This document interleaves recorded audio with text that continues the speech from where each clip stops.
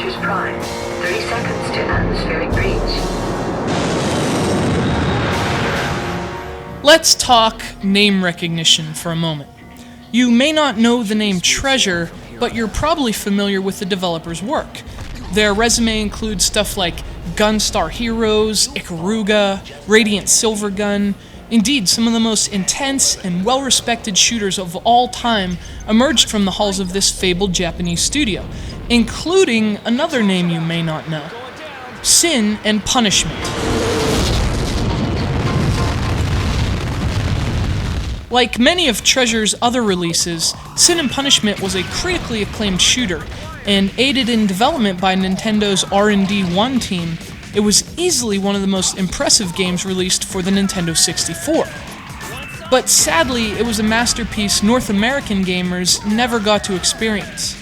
Sin and Punishment was released only in Japan during its original run in the year 2000. And that is why this is such a shock. That's why I still can't believe I'm actually holding a copy of Sin and Punishment Star Successor, a sequel to a 10-year-old cult classic we were never allowed to play. Whether you're a Nintendo devotee or simply an admirer of gaming at its most challenging and unforgiving, that's why Sin and Punishment Star Successor is something worth being excited about. Well, that and the fact that it's easily one of the most intense Wii games to date.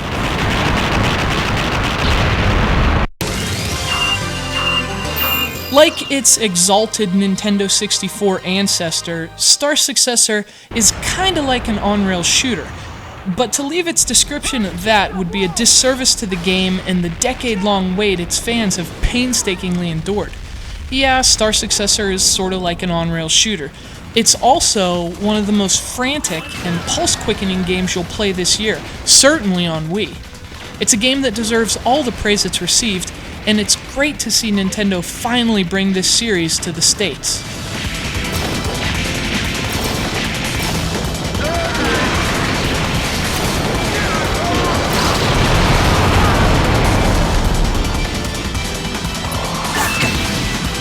Star Successor gives you one brief tutorial stage to learn its mechanics before throwing you forcefully into the first of its brutal levels.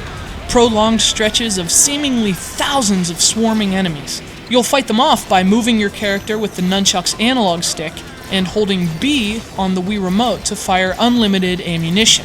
You can unleash a charge shot that locks onto targets with the A button and dodge enemy fire with the Z button on the back of the nunchuck.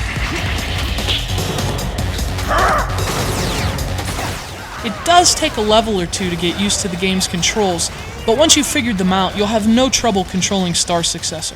It feels great to play, especially with the accuracy of the Wii Remote's pointer, almost as if the series and the system were made for each other. And that's a very good thing because given the game's addictive nature, deep scoring system, and online leaderboards, you'll definitely be spending a lot of time with the controllers in hand.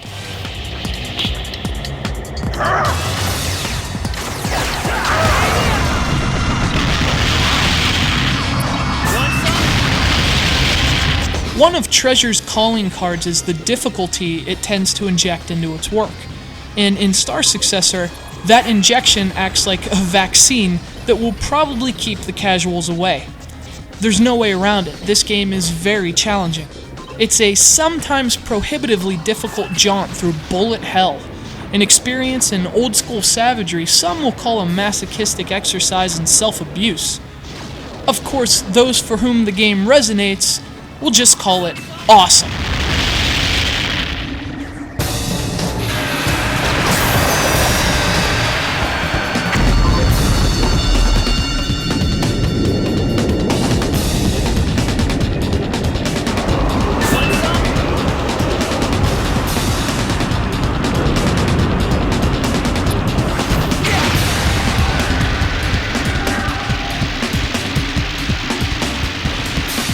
Star Successor has the feel of a relentlessly thrilling Hollywood action movie, a feeling obviously due in large part to its constant barrage of enemies and the fact that the game rarely takes a breather.